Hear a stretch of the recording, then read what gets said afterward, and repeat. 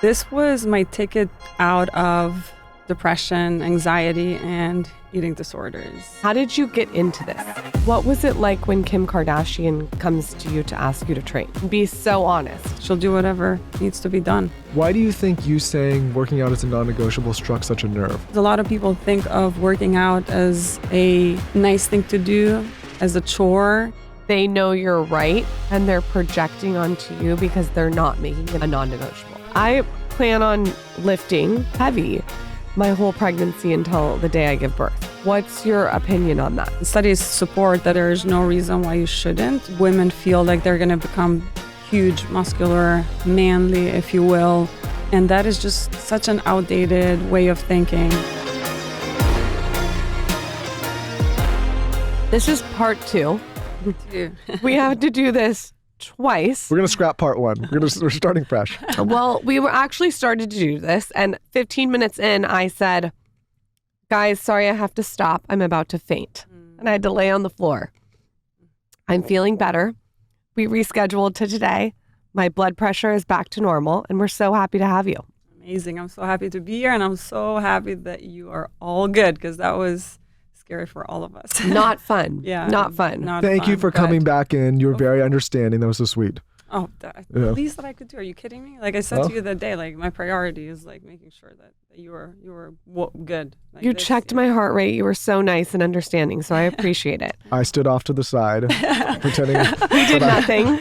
Yeah, it's kind of like childbirth. You sat Michael's there. like, what do you want me to do? And you're like talking about the podcast. I'm like, no. Stop. Forget about the podcast. Let's talk about what do you need to do right now? Like doctor, food, water. I just felt bad because I know how it is to get all dressed up, do your makeup, do your hair, and come here. And I was freaking out about that. I was just like, oh. You should have felt bad for me because I took all that time to get myself ready. Listen, I think it worked out well because I was so nervous that day. I feel like I was like stumbling on my words. No, so I was probably making you nervous. You're probably like, what's wrong with this I did bitch? sense that you were like a little bit, like, you know, you can sense the other Can person's you not pass energy. out on the show and make everybody in the room nervous and you just like get it together. When man. everything started going twilight, like black, I was like, I just have to stop. No. Okay. So many women listening. What do you wish that more women knew about weightlifting? That is their ticket to living a healthy, long life. It's not just about aesthetics. I know this might be a cliche. I've said it so many times, but aesthetics are a byproduct of doing the right things for your health. Aesthetics will come. And that's been my stance. That's how I've approached it in a healthy way to get fit, stay fit, and then the results just came and stuck around. So I want more women to think about their long-term health. I want to think about their longevity. I want to think about preventing sarcopenia, which is muscle loss, which happens when you start hitting your 30s, early 30s, and then bone density loss, which then causes you to fall, injure, and not recuperate from it. So I want them to think about, again, how are they empowering their bodies to live as healthy as they can for as long as they can. You obviously have been someone who's been doing this for a long time. You look really amazing in person. Thank you. How did you get into this? This was my ticket out of depression, anxiety, and eating disorders and body dysmorphia. This was strength training meant for me. Before this, I was on a path of doing as much cardio as I could, eating as little as I could so that I could be as little as I could. And that just creates a cycle of not doing enough, not being thin enough. Like, where does it end? There's no end to it. It just fed that whole, again, depression, anxiety, body dysmorphia till it wasn't getting me anywhere. I wasn't happier. I wasn't reaching this image. There was some vague image of what a woman should look like. So I had to stop and I had to reevaluate things. And it was actually also with help of friends that were like, I think you should try strength training. They were strength training in the gym. So I started to step away from the Stairmaster a little bit and starting to lift weights. And I saw what that did for my mental health. And then the physical aspect, obviously. I when I did cardio alone, I used to yo-yo. So I used to go gain weight, lose weight, and binge, starve, all of that when I got into strength training, like everything stabilized. My mental health stabilized, my weight stabilized. I've never felt better. A lot of people, and I think both men and women, think that they can just do a ton of cardio and get the weight results that they want. But from your experience and now doing what you do, where should people maybe educate themselves more? Because I hear this story all the time. It's like I'm doing all the cardio every single day, busting my ass, running, treadmill, and not getting the results. And I think, I'm somebody who barely does any cardio, and I've been able to maintain weight. And I wonder, just because since you've done both, if you could speak to that experience. Absolutely.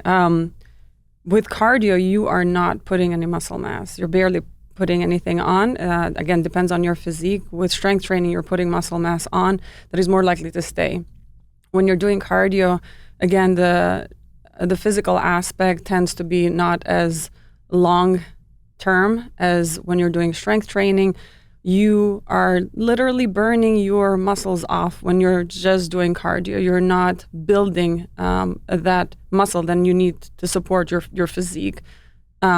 So, and having done both, I'm a testament to that. Again, when I was doing a lot of cardio, I used to go from being super thin and frail to then not being able to sustain that much cardio or eating as little as I was. So then it would be like a spring that you're like wind it tight, and it would just like burst. So then you're like binging and feeling shitty about yourself, and then trying to hop on that cardio bandwagon again. So then the cycle would start. But with strength training, now you're nourishing that muscle gain, you're nourishing that muscle mass, and it's a lot more sustainable than cardio. Where do you think your eating disorder started? Is there something you remember, like something you saw your mom do or something that you saw on TV? Yeah, honestly, it wasn't anything that I saw my mom or my dad do. I think it's probably a combination of things. I think it started when I moved to the United States. I think it had many elements of like wanting to fit in a new culture, wanting to control I think the key aspect in my belief of having an eating disorder is wanting to control things that seem uncontrollable in your life. So the thing that you can control is how much you eat and like how much you work out. So for me, it was that moving into a new country with a new culture, with kids that look different, that were making fun of me, and I looked different. Fun of you for? Just because you were different? Accent and just looks and just wearing different clothes. Obviously we didn't have much money at the time. Salvation Army was where we shopped for clothes. And so we look different, and that was the turning point. Obviously, coming to the United States, like food was at such abundance. We didn't have that kind of abundance in communist Albania, where food was rationed. You had to wait in line at certain points to get your ration of food, and chocolate. Like forget about it. You'd get it maybe at Christmas, or our Christmas was our New Year's. So it was very special. But coming here, like everything was so abundant. So, and my body was changing. I was 15 at the time, going through puberty, and you're rounding out a little bit. And then one of my cousins, made a very like comment, like not meaning any harm, but like you're getting a little big. And I think that was probably like the turning point there. And talk about my mom, who always was like, if you're not first, you're last, like kind of having that like super competitive spirit in me. So I think all of those elements kind of like came together to a halt and created the eating disorder. It's funny because we've had, I don't know if funny is the right word. It's interesting. We've had a lot of people come on the podcast and talk about eating disorders. And they said what you just said. It's about control. It's not just about the way you look or your body, which you'd think from the outside looking in that it is. But it sounds like it's more of the control aspect. Yeah, absolutely. And wanting to like I said, like fit in, wanting to also create a sense of confidence from the outside in versus from the inside out. Yeah. Yeah. I think that weightlifting gives you that. 100%. And that's kind of what happened to me too, is I had to like lose all this weight. I felt so overwhelmed from pregnancy. And the weightlifting gives you a confidence that you almost didn't know you had. Absolutely. Is that how you felt? Absolutely, because you inevitably are going to take up space. You're going to take up literal physical space in the gym. So now all of a sudden you're gaining a little bit of that confidence. You're also feeling yourself getting stronger. You're lifting more weights. So that in turn turns into just feeling more confident. I mean, and also doing hard things. It is scientifically proven to increase an area in our brain that will and willpower live. So if you're literally building your brain, you're rewiring your brain to have that positive impact. And it's funny enough, like that area, it's not like I'm a doctor or a scientist or anything like that, but the anterior mid cingulate cortex, it's actually found to be bigger in like athletes and people that are like super agers, which are people in their 80s that have the cognitive abilities of somebody that's like half their age or even younger. So it's scientifically proven, and standing right here, and as you said, in your experience, it builds that confidence in and outside of the gym. Jay Shetty's a friend of ours, and I watched the interview you did with him, and one of the things you said was working out is a non-negotiable. It's like a bit of a viral moment. Yeah, it was a little bit of a viral moment. Yeah. But I wonder, we talk to all sorts of different people now, both on the show and privately, and where do you find personal discipline and accountability? Like, and if someone comes to work with you, how do you get somebody who's maybe never been in the gym, never done weightlifting? How do you get them to start holding themselves accountable?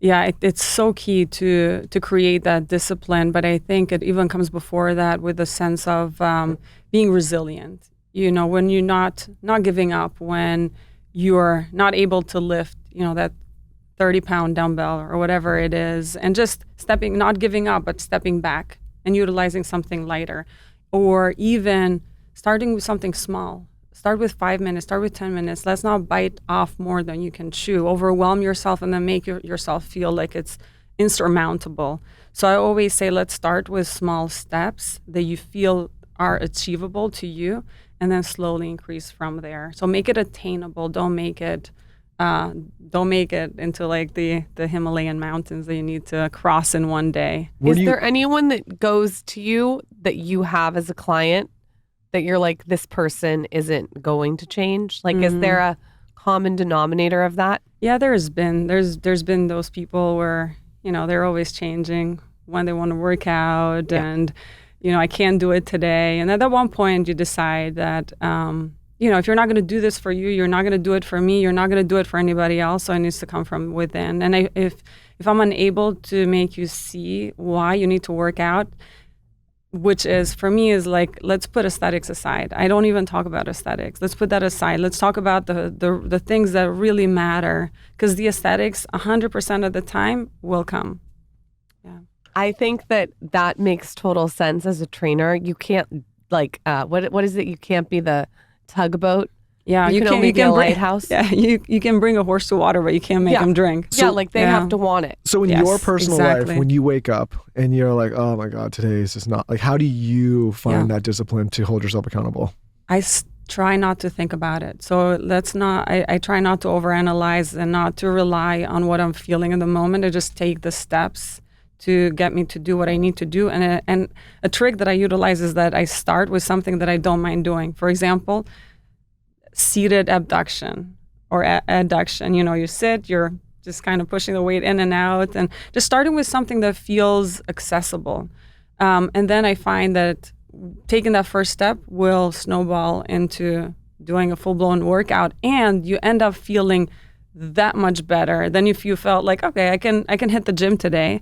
And you finish the workout. But when you're like at that point where this is the last thing that I want to do today, but you do get over that hump, it's just that much more exponential. And again, I always try to think of, how am I affecting my brain with the decisions that I make? Like, am I supporting my brain, or am I selling my brain short? And even if I have I made it to the gym, but now I have like a super hard set, and I just don't want to do a fourth set. I think of, what is that not necessarily doing to my body, or I'm like building muscle, but what is that doing to my brain? Now I'm supporting my brain.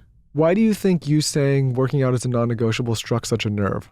Because a lot of people think of working out as a nice thing to do, as a chore, versus I think of it as something that you get to do, something that you get to do to support your health now and for the long run. What do you think that struck a nerve? I think it struck a nerve because they know you're right and they're projecting onto you because they're not making it a non-negotiable. Yeah. And I mean, it's also probably, you save it as a reminder to yourself that's you're completely right. I think that it's a hard truth. Yeah. To me, it's like sleep or brushing my teeth. Well, we've done this show for so long and we talk to so many different high performers in so many different areas, right? Like not just fitness, but, business, all sorts of different fields. And like the common denominator is hard work. I think sometimes people will look at some people and say, oh, it must have been lucky or maybe they were born with this or it's genetic. Genes. But no, but like honestly, like we've done this for a long time and the common denominators, I've never met somebody that's come on this show that's like, hey, I got super lucky and it all just kind of happened and, it was an accident and somebody gave it. And I think what that does, in my opinion, is it democratizes it and makes it accessible to anyone, but then you have to be willing to face the truth that like it does require hard work. And maybe some of those people that you think are lucky or you think were given something, maybe they actually have done the hard work. And maybe some people aren't. Does that make sense? Yeah, absolutely. Like it's this thing like there's been moments in my life and time in the past, it's been a while now, but where you look at someone else that's doing something or has something like, oh, well, they have this because of X, Y, and Z reasons. But if I'm really being honest with myself, it's because I'm not doing the same kind of things that they maybe were doing to get those things. Does that make sense? Exactly. It's kind of like putting the mirror on yourself and kind of really self-reflecting, where am I in relationship to this person? Obviously, you don't want to compare, because we all have different attributes and whatnot. We all have different starting points and even a genetic makeup, to that degree. But what is that person doing day in and day out to achieve those results, be them physically or in business? And what am I doing? Holding yourself accountable. So I think you're completely right. What was your first moment in the fitness industry that was like a big moment for you? Was it someone that that called you to train? Was it something that happened to you? What was your first big thing?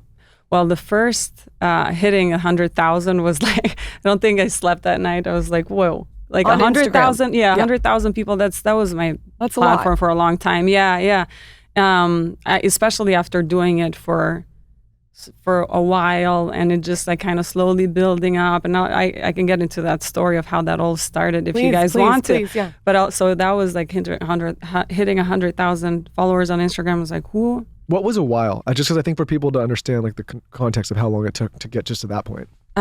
So I started in 2019, January of 2019 with 2,000 followers. And then by, I guess, well, you guys benchmark it and just tell me if that it was in the winter of that year of 2019. I think it was like at 150 or something like that. That's 150,000. Yeah, it's pretty decent, right? No, super decent. I can share like why I think that is too. But at that point, I was like, wow, 100,000 people are watching this little girl from girl from Albania that like grew in communism, didn't think that she was gonna like amount to anything. Yeah, sure, I was gonna make a decent living with my, business degree, my master's degree, but I didn't think that it would grow to be what it was at the time and then what it is now.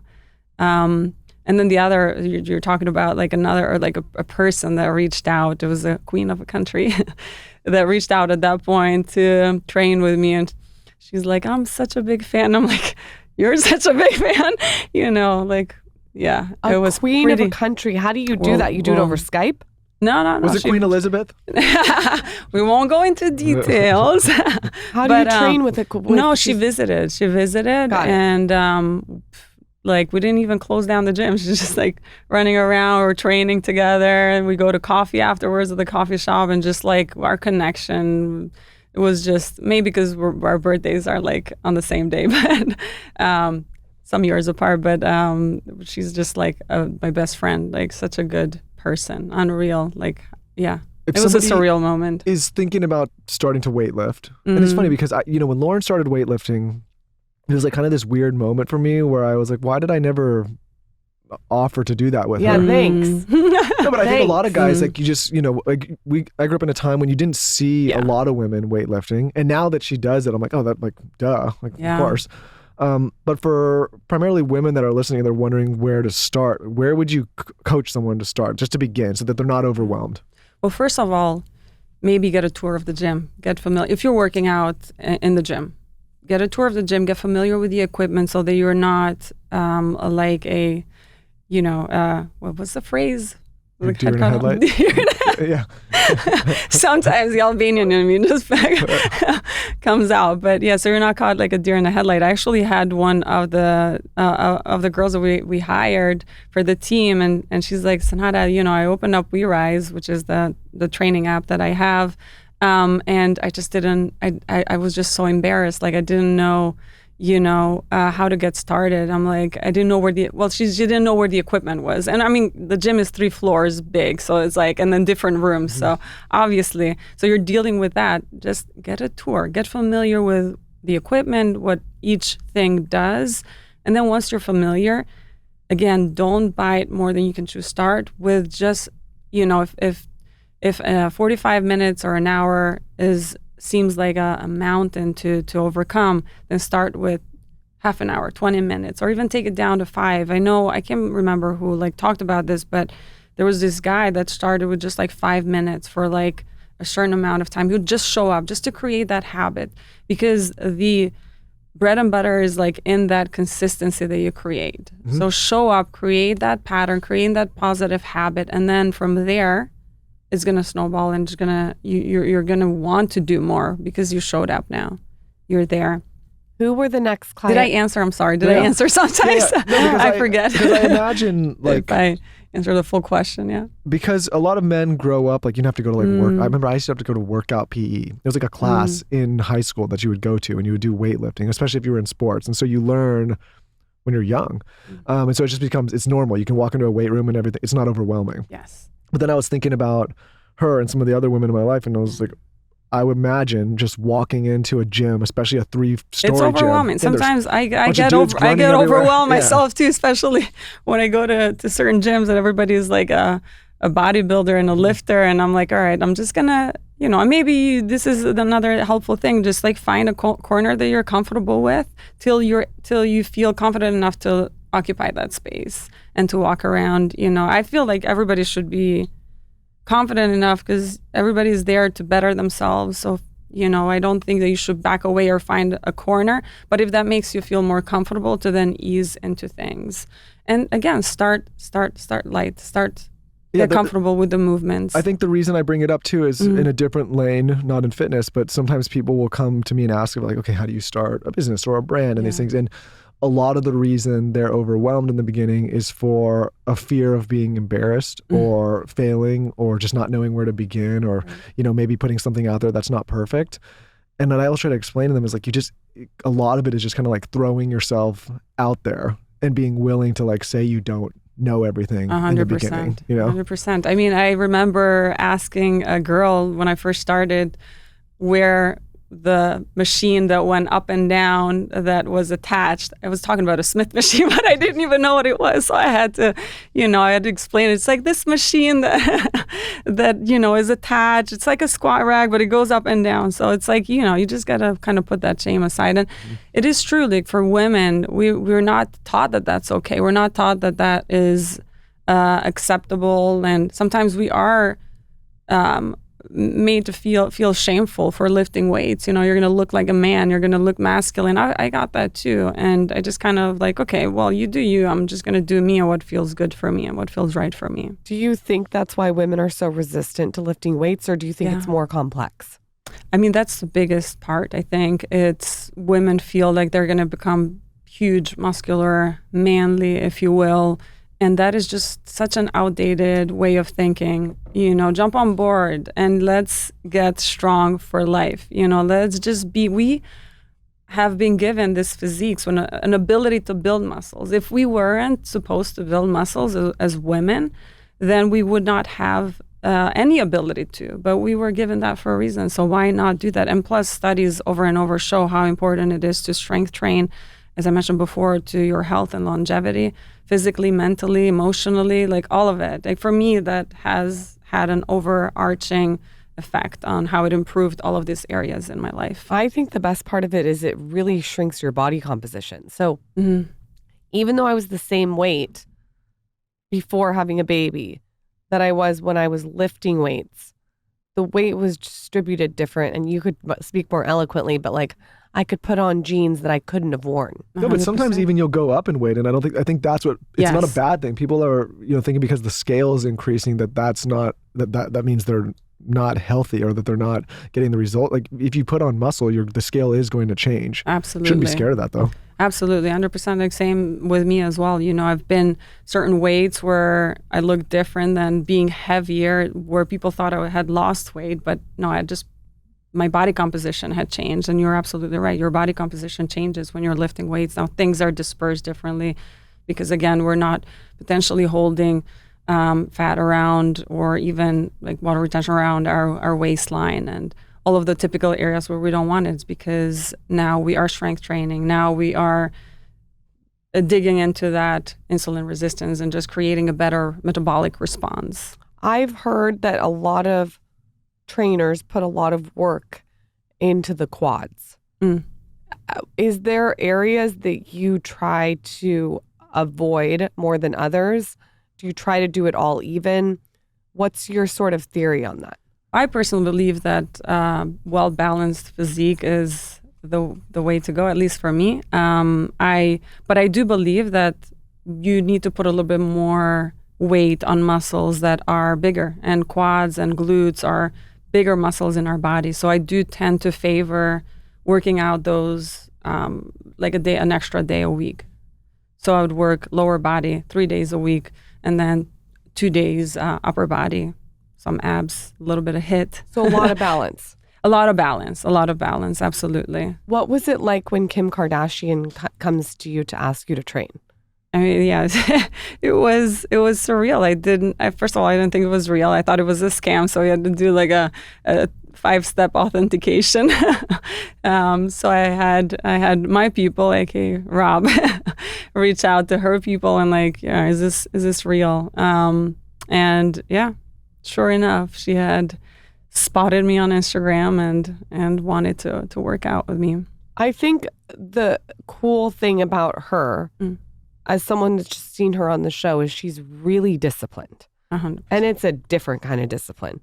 Like that's what I was saying earlier, is like people think that some of these things just come easy. She is. Yeah. There was like an episode on her show where she had no sleep and she had to wake up and like do acting for like 20 hours, or she's always up for her workouts, or she'll be studying for like something with law at like midnight on the show. Like you could tell she puts the work in. It's real. Like just seeing it from my perspective, it's real. She is super disciplined. Yeah. She puts in the work, and you can't take that away from her.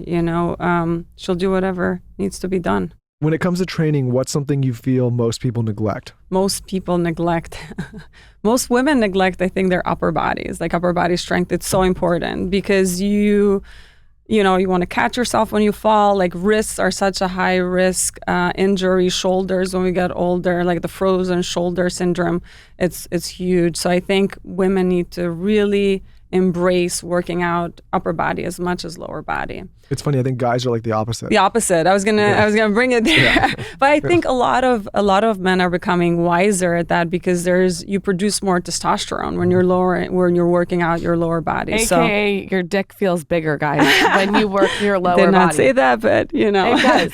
Well, the blood flow's moving faster. Yeah, it feels bigger. I hate to break it to you. Send this to your boyfriends. There you go. If you want to increase testosterone in a natural way, aka what you just said. No, but it makes sense because it's the biggest muscle groups. Exactly. Right, and it's the base of everything. So when I became a new mom, hair thinning was really annoying. It was frustrating. And after my hair was thinning and shedding, after Zaza, I took it into my own hands and I really started to microneedle and do scalp massage and focus in on hair growth. And I started supplementing. And there is this brand that I've been talking about forever called Nutrafol. And I wanted to tell you guys about the Nutrafol postpartum supplement. So this is great for women in the first year after giving birth. And this is what I'll switch to. So I take Nutrafol right now. I'll switch to the postpartum one after I have a baby. So Nutrafol, if you're unfamiliar, is the #1 dermatologist recommended hair growth supplement brand. It's trusted by over 1.5 million people. And get excited because this Mother's Day, Nutrafol makes the perfect gift. There's something for every mom on your list. This is the postpartum formula. You got to try it. It's the Women's Balance formula. It's perfect for women 45 and up experiencing perimenopause or menopause. And of course, the women's formula are great for those who are in between life stages. So this is a good one to try if you notice hair thinning or shedding or hair issues. This Mother's Day, consider Nutrafol, the best-selling hair growth supplement. Whether you're gifting to yourself or a loved one, Nutrafol is offering our listeners $10 off any order. Enjoy free shipping when you subscribe. Go to Nutrafol.com and enter promo code SkinnyHairGift. That's Nutrafol.com, spelled Nutrafol.com, promo code SkinnyHairGift. That's Nutrafol.com, promo code SkinnyHairGift. I have a hack that every mom on the planet should do. It's absolutely amazing. Okay. It is by Purely Elizabeth. I asked my kids, I'm like, do you want the best cookie ever? And it's cookie granola. It's by Purely Elizabeth. It's made with ancient grains, superfood seeds, and contains no artificial flavors. And I give them this gluten-free granola. It's no GMO, vegan, keto friendly as a treat. They love it. The cookie granola is insane. I really like cereal. Being pregnant, it's like my thing. I try all kinds of cereal, and I personally like their original ancient grain granola. What I'll do is I'll put a little honey in it, some milk, blueberries. It's so good. All of their granola, you can't go wrong. They have like chocolate sea salt. They have blueberry hemp, vanilla almond butter. It's absolutely delicious and it tastes like a treat, but it's baked with coconut oil and it has coconut sugar in it, which is so much better in my opinion for kids especially. You guys have to try it. I am very passionate about this parenting hack. I'm telling you, they think they're eating pure cookies. Visit purelyelizabeth.com and use code SKINNY at checkout for 20% off. Visit purelyelizabeth.com, use code SKINNY at checkout for 20% off. Purely Elizabeth, taste the obsession. Bone broth is one of the best ways to get protein in your diet, collagen, and we have been fans of bone broth for years. What I'm super excited about now, though, is what Kettle and Fire is doing with one of our favorite companies, Maui Nui venison. Lauren and I have been eating the Maui Nui meat sticks for years, ever since we had Peter Attia on this show. But now they're doing the first ever bone broth of its kind with Kettle and Fire. It is 100% wild harvested axis deer from Maui with 20 grams of protein per serving. Its light and smooth flavor is incredible, and there's so many unique nutrients from wild grazing axis deer. What's so incredible about this product is it takes only 2 minutes to make, and you can have some in the morning or any time of the day. And there's not just protein in this product. They have collagen, amino acids, vitamins, minerals, and it's incredibly good for gut health and digestion, joint mobility, muscle recovery, and even skin. Kettle and Fire is constantly pushing the barriers when it comes to bone broth. No one has made wild harvested bone broth like this before. So if you're looking for a great way to get some extra protein, some extra collagen, which has so many benefits, try out this Kettle and Fire Maui Nui collaboration because it is incredible. I have become absolutely obsessed with finding the most nutrient-dense foods, and this product with Kettle and Fire and Maui Nui is one of them. So check them out. Find Maui Nui venison bone broth in the broth aisle, available right now at Whole Food stores nationwide. Again, find the Maui Nui venison bone broth Kettle and Fire collaboration right now at Whole Food stores nationwide.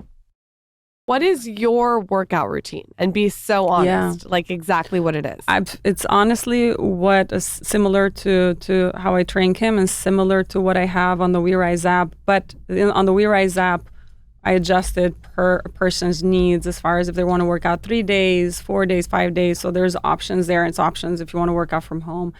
But mine personally is exactly that: 3 days lower body, 2 days upper body, abs, and sprints. And you'd think that that's a lot, but that's not, because it just takes me like probably less than an hour to do that. And then I do a full body day, which is more, I guess we'll consider that a little bit more like cardio fashion because it's a circuit. And I just like to do some different movements. Probably some that, I've become famous, if you will, on Instagram, like the Senada Get Up, I claimed it. It's just like different things that are, I mean, everything is functional, but they are just more dynamic movements, if you will, that bring your heart rate up to that cardiovascular zone. And Sundays are usually my like active rest day. I might hit abs or not, just go for walks. See, Michael, she works out 6 days a week. Yeah, but as I was gonna, one of my follow-up questions as you were talking. I know he's going to ask this too. And we spend a lot of time on the fitness and the routine and strength training, but what kind of wellness or recovery practices do you bookend your days with or weeks with? Like, what are the things? Are you doing cold plunge, sauna? Are you doing red light? Like, what are the things you're doing? I mean, those are all amazing things that I don't necessarily have access to like every day. I wish I did have access to them more than I do currently, as my setup is right now. But I will do things like that are more accessible, and I think a lot of people can access, like meditating, breath work, some of those mindfulness practices, yoga. And I think they're great ways if you don't have, because most people are not going to have access to a sauna, red light therapy, and a cold plunge. So I do that. Those are my recovery practices. I'll get a massage, although I'm so bad at like getting massages frequently. But usually I try to lean on the things that are accessible to me anywhere. Okay. Yeah. What are you eating and drinking? Like, are you going to have a margarita?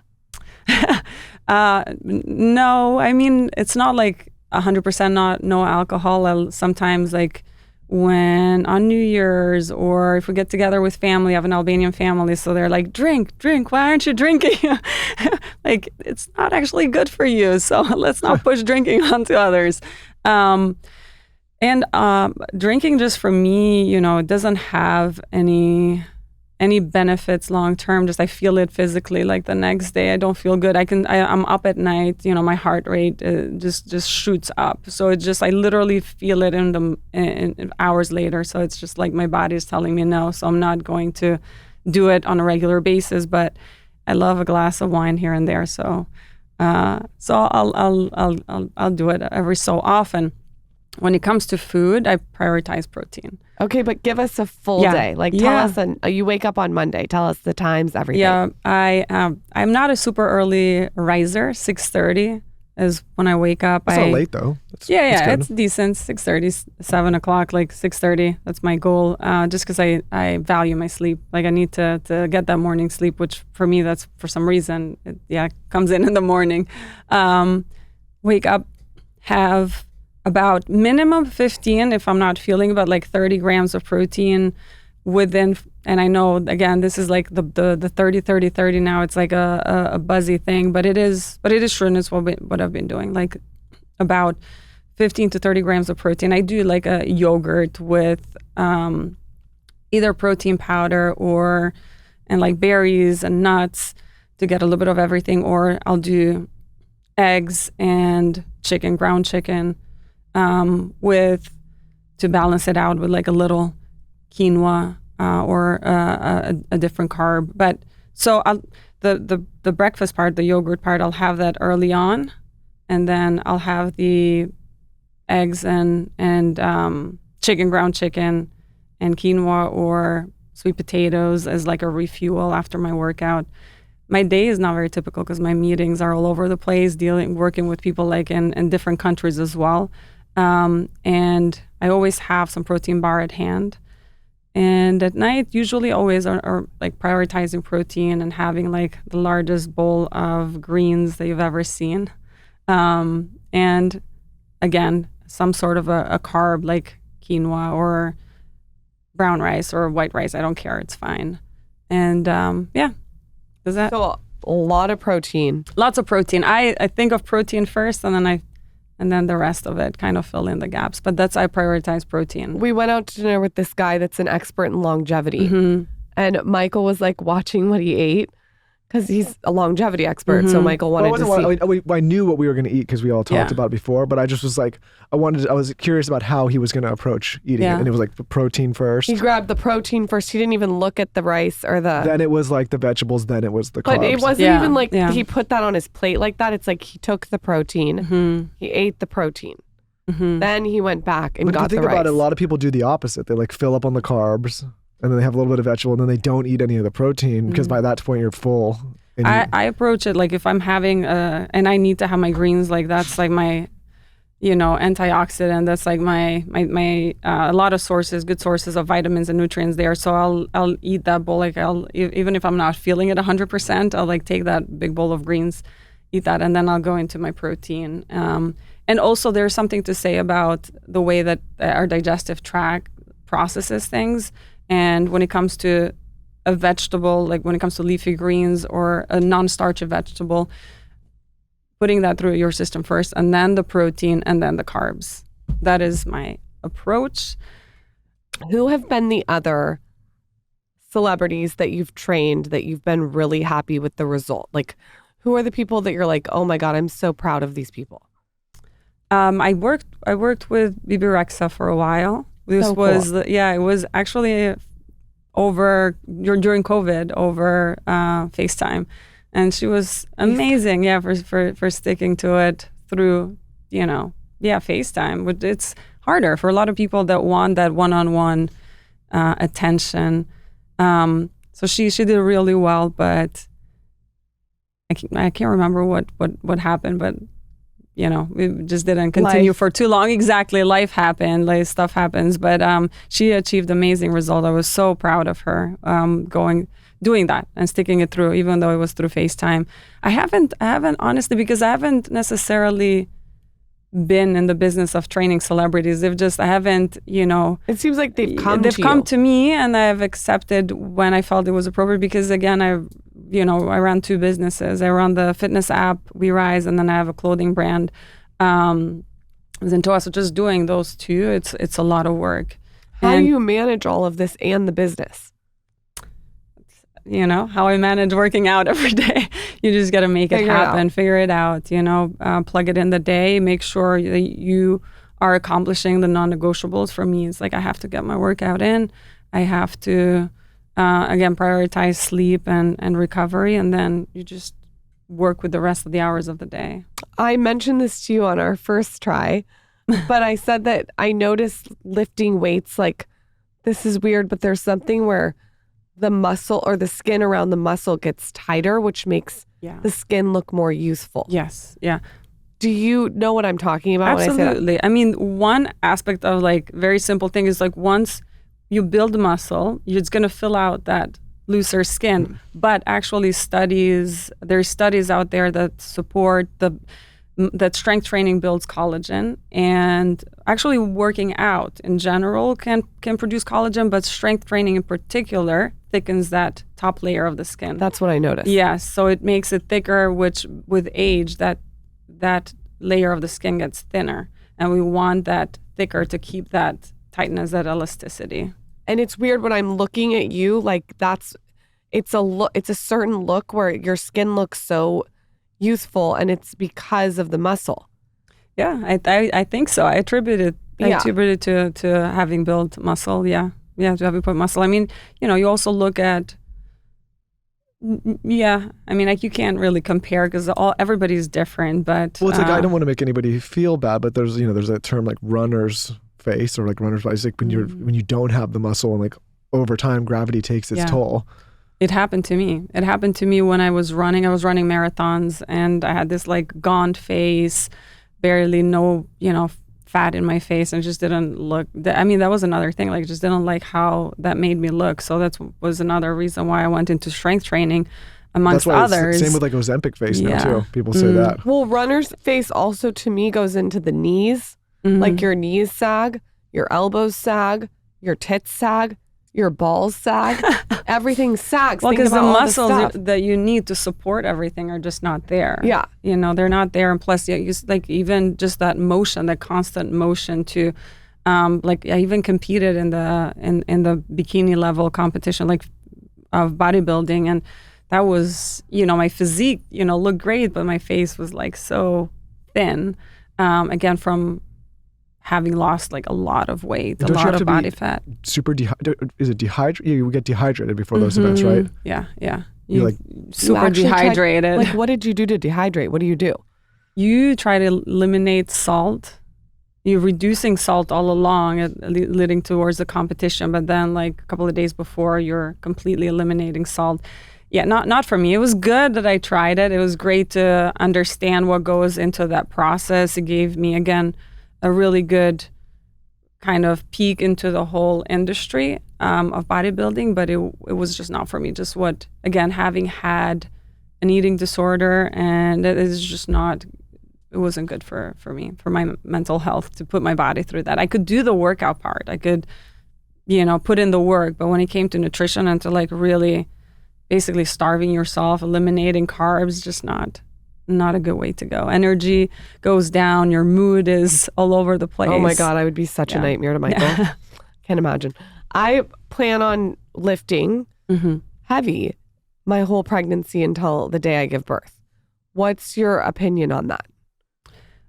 I am not a doctor. We'll put it out there. But we have to say this every show. We are not doctors. Get the disclaimer out there. Yeah, but I think, and studies support that whatever you've been doing, if you have been consistently working out and lifting before, that there is no reason why you shouldn't, with some adjustments. Obviously, you're carrying a human in front of you that's going to limit some movements. And there's some movements that you should not do, like planks and whatnot. But I think to whatever degree you were working out before, with moving on mindfully and working out to that similar degree through your pregnancy should be great. Maybe chill out on the clean and jerks. Yeah. And the what? The what? The clean and jerks. You know, you like lift the bar. Never mind. I mean, there was a viral video of somebody pregnant doing that. That's I'm not sure. How did it go? Like, you have to like throw it over the belly. Yeah, that's why it went viral. Wow. She was intense. A pro at it. We'll wait till after. You can try. Do you let's not try anything new. That's the key. Like, not try anything new. No. Don't push it. Like, don't do PRs. Did you say you want to do PRs? What's Don't PRs? do personal records. I don't even know what that is. Okay. All right. That's why trying to like by the way, lift. Yeah. Yes, that's why I have a trainer, because I when people like I don't know the names. People are like, show your workout, Lauren, on Instagram. I'm like, I am so not an funny. expert. I have someone telling me what to do. I don't know the names. They're like, how heavy do you lift? I'm like, I don't know. He just hands me the weight. Do you know what I mean? Yeah. I'm not an expert. That's why I have you on. That's so funny. Yeah. I mean, that's what impressed me with Kim. Like when she was like starting to name exercises, I was like, okay, well, I'm glad that I'm leaving you behind with information. But you know, like deadlifts and RDLs. And Yeah, but if you told squat. me go show like a deadlift right now, I could do it.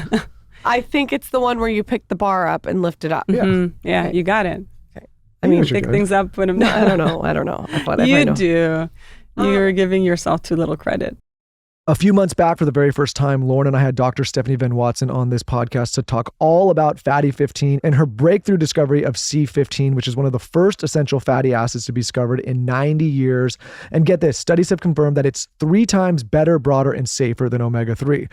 I can now happily report that I have been taking Fatty 15 every single day since that interview, and I've never felt better. My inflammation markers are all down. I feel great. I have more energy. My body's looking tighter. My skin is looking better. My nails are growing, my hair is flowing, and I'm just feeling great. So what is Fatty 15? Fatty 15 co-founder Dr. Stephanie Van Watson discovered C15 as the first essential fatty acid to be found in over 90 years while working with the U.S. Navy to continually improve the health and welfare of aging dolphins. Yes, you heard that correctly, dolphins. If you haven't heard our 2 episodes now that we've done with Dr. Stephanie Van Watson, I highly suggest you do so because there is a ton of in-depth information around this product in there. It's pretty simple. Essential nutrients keep our cells healthy, which keeps us healthy. If you want to get sciencey about it, studies show that C15 works by strengthening our cells, improving our mitochondrial function, and protecting us against damaging free radicals. It's vegan friendly, free of flavors, allergens, and preservatives, and C15 is the only ingredient in Fatty 15. It's 100% pure. Like I said, I've been taking it for months now and feel incredible. If you're interested in trying it yourself, we have, of course, a special offer. Fatty 15 is on a mission to replenish your C15 levels and restore your long-term health. You can get an additional 15% off their 90-day subscription starter kit by going to fatty15.com/skinny and using code skinny at checkout. Again, fatty15.com/skinny. You know what I like? Bread. I love bread. I'm a big bread person. I have bread every single day of my life. And there's this brand, it's called Hero Bread. and it has this bagel. Okay. It's a classic plain bagel. It has 4 grams of net carbs, 0 sugar, and 19 grams of protein. And what I like to do with this is I put some cream cheese on it, and I like to toast the bagel first. And then I put raw red onion, a slice of tomato, lox, wild salmon lox. You got to get the wild salmon lox, capers, lemon, a little bit of sea salt and pepper. And I just sit in bed and enjoy it. I have a tray situation, and it's 19 grams of protein with the bagel. They also have other options besides a bagel. So you can go on their site and you could check out all their different options. You could do like easy breakfast sandwiches or family meals like enchiladas. You could put egg on it. You could do a bagel and cream cheese or jam. It's just really delicious and really good. And most importantly, it is filled with protein, which we love. They also have 2-gram net carb Hero croissants, which are delicious with coffee. Hero Bread is offering 10% off your order. Go to hero.co and use code skinny at checkout. That's skinny at HERO.co. I have talked about Sono Bello before on the podcast. They're a partner. And then I got this note from Jessica and I wanted to share it. The Sono Bello staff is absolutely amazing. Every time I went in for appointments, I felt like I was seeing family. My journey's still going strong because I took a chance on Sono Bello. Thank you for all of those who helped achieve my better me. So stories like this from Jessica are what makes the Sono Bello the absolute best. The more people you talk to, the more you hear that they're experts in advanced micro laser fat removal. But you can't beat the care you get from their team. And I've heard this from a lot of people. In just one visit, they're known to get rid of stubborn fat and just in time for warm weather, which means feeling amazing all summer. Advanced micro laser fat removal is the permanent solution, and Sono Bello doctors are the experts. Right now, they're running a spring savings event. So schedule your free consultation now at sonobello.com/skinny. That's Sonobello, BELLO.com/skinny. Did you know that most toilet paper has formaldehyde and chlorine in it? It also has dyes.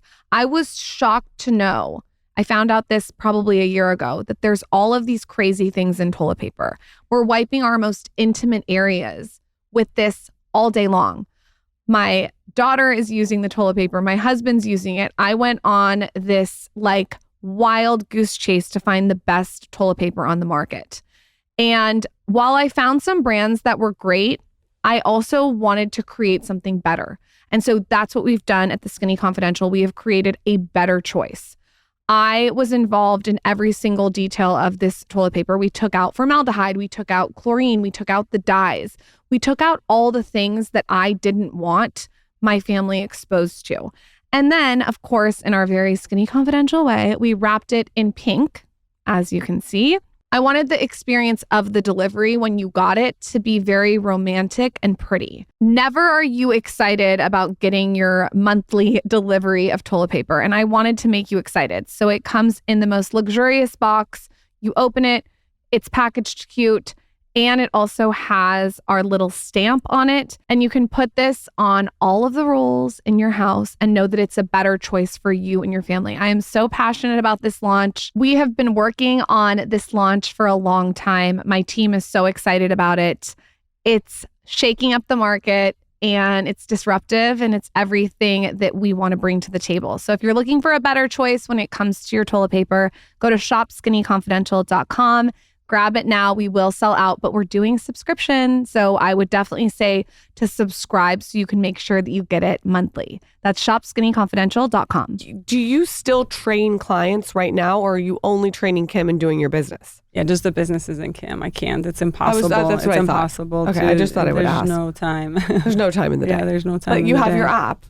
Yes. So they can go on your app. So it's definitely, training thousands of clients, just not in person. Yeah. You mentioned earlier, you said you grew your Instagram pretty fast and aggressively. For people who are listening and want tips on that, what would you tell them? Consistency, like with everything else, consistency is the reps. Is you put in key. the reps. Whether you're gaining 1 follower a day or if you're gaining, hundreds a day, or just keep doing it. Like I said, I started with 2,000 followers on January of 2019, and I decided this was something I was going to do alongside my job. I was I was a diagnostics in diagnostic sales at the time for people with epilepsy. So I would get up in the morning at 5:30, do my workout, film it while doing my own workout, and every single day, 7 days a week, I would post my workouts. No negotiation. Like I would go on sales meetings that started super early, would probably stayed up till like 2 a.m. the night before, because sales meetings, I'm not sure if you guys know, but they like to go out a bit and have a drink or two. So I would get up a couple of hours or 3 hours, whatever it took, after that. And again, getting my workout in, filming it in the gym with other people that were in the meeting. And I'm like, I have my little water bottle and my phone. And it's like, who is this person that has just a couple of thousand followers doing it? But I just kind of shut that out and just said, I'm going to do this for a while. I'm going to do this for a year. I can't remember exactly what we said we were going to do this for, but Rob was definitely, my partner was very, was key in kind of like also supporting me and doing that. Like, let's do this for a specific amount of time, be super consistent. And that consistency is also like something that's always like hard work. It's ingrained in me, I guess, as a child, from a very young age. So I just did that. Consistency and providing value. So consistency, provide something of value to people. And I didn't sell for a long time. I didn't sell anything. It was just like putting whatever I did out there so that people can benefit from it. And even to this day, I still put out a lot of content that is for free. If somebody wanted to just follow along the workouts on Instagram, they could get tremendous results just from doing that. I think that's great advice. Yep. Thank you. How do you work with your partner? Because it can be challenging. What are your tips? What's so challenging for you? It could be challenging. Well, Michael and I have different This is probably the first time that we've talked about. Yeah, how do you guys, it can be a lot. We have wanted to, kill each other a couple of times. Okay, so I'll tell you a story. We, the first programs that came out were web-based and were filmed in the gym that was the first floor of our like condominium building, small gym.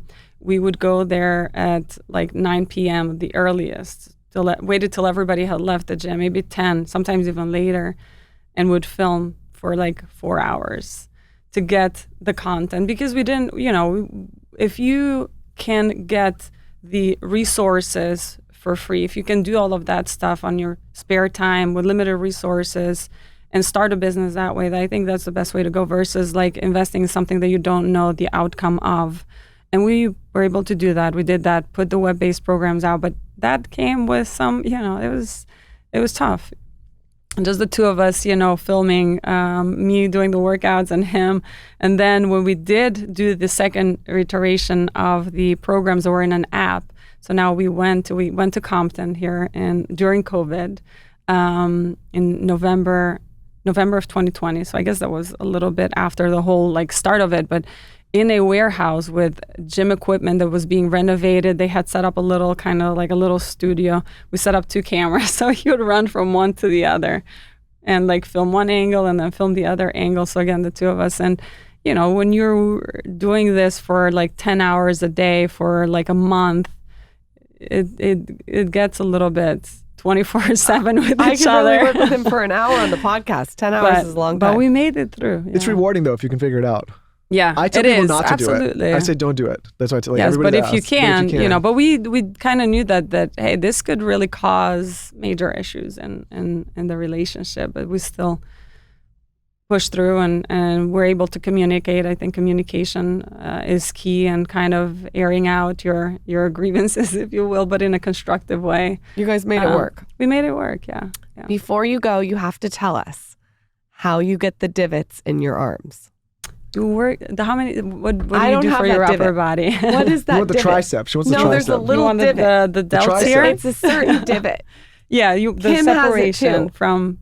Yeah, it's like it goes like this. Right, the shoulders, like if you're focusing on building your shoulders, it's like the wider shoulder and then it goes in. And if you're hitting the shoulders from all angles, so if you're doing front raises, lateral raises, rear raises, and shoulder presses. Yeah. No, but I don't have that. I can't pull this up. She's got layers. So I need to hit every single area of the shoulder. Ideally. Okay. Oh, okay, all right.